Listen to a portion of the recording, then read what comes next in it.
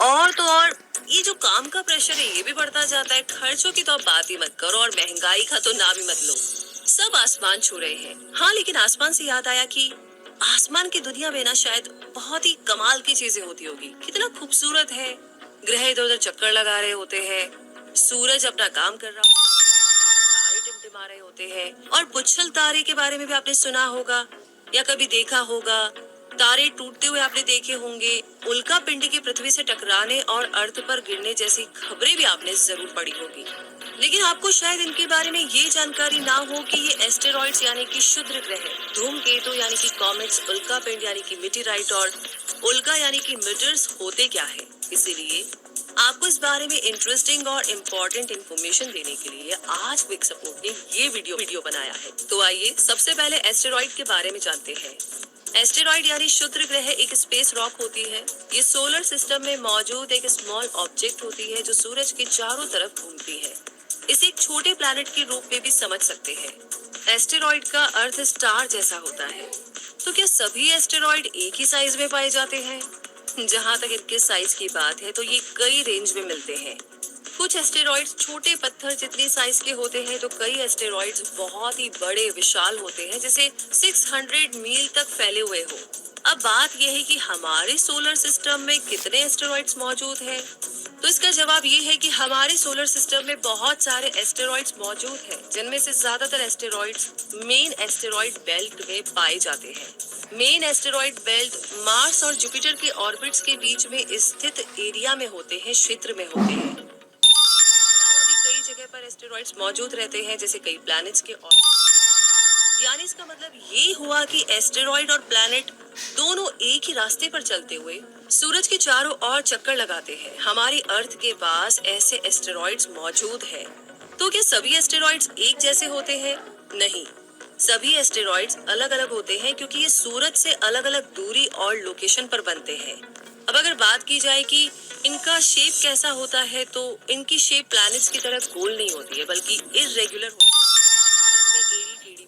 इसी के साथ क्या एस्टेरॉइड्स केवल रॉक से बनते हैं? तो इसका जवाब है कि ज्यादातर एस्टेरॉइड्स तो अलग अलग तरह की रॉक से बने होते हैं, जबकि कुछ एस्टेरॉइड्स में क्ले या निकल और आयरन जैसे मेटल भी होते हैं। तो इतना कुछ जानने के बाद में अब सवाल अगर ये है कि क्या एस्टेरॉइड्स स्टडी से साइंटिस्ट को कोई स्पेशल इंफॉर्मेशन मिलती है, कुछ ऐसी बात पता चलती है जो काम की हो? तो एस्टेरॉइड सन यानी कि सूरज और प्लैनेट्स की हिस्ट्री के बारे में काफी कुछ पता चलता है, क्योंकि एस्टेरॉइड्स की फॉर्मेशन भी उसी टाइम हुई है जब सोलर सिस्टम के बाकी ऑब्जेक्ट्स की फॉर्मेशन हुई है। इसीलिए काफी सारी जानकारियां मिलती है। इसी के साथ एस्टेरॉइड के बारे में तो काफी कुछ हमने जाना। अब जानते हैं कॉमेट्स के बारे में। कॉमेट्स क्या होते हैं? कॉमेट्स यानी धूमकेतु फ्रोजन गैसेस, रॉक और डस्ट से बने कॉस्मिक स्नोफॉल्स होते हैं। एस्टेरॉइड की तरह कॉमेट भी सूर्य की परिक्रमा करता है।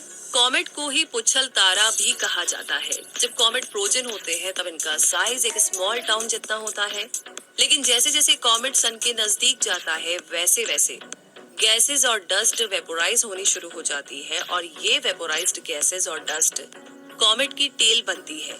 और हमें ऐसा लगता है कि अरे ये देखो, उसकी पूंछ दिखाई दे रही है। तो आई एम श्योर कि पुच्छल तारे को क्यों पुच्छल तारा कहते हैं ये तो आपको समझ में आ गया। अब आगे बात करते हैं। कॉमेट के 3 पार्ट्स होते हैं, न्यूक्लियस, क्रोमा और टेल।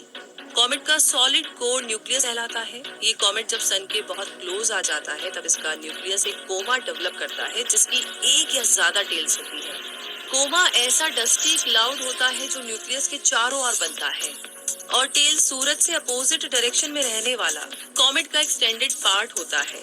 अब आगे अगर बात की जाए कि नॉन कॉमेट्स की संख्या कितनी है, क्या नंबर्स है, तो कॉमेट्स की संख्या बहुत ज्यादा होती है, जिनमें से अरबों कॉमेट्स तो सूर्य की परिक्रमा करते हैं, लेकिन अभी तक नॉन कॉमेट्स की संख्या लगभग 3618 है।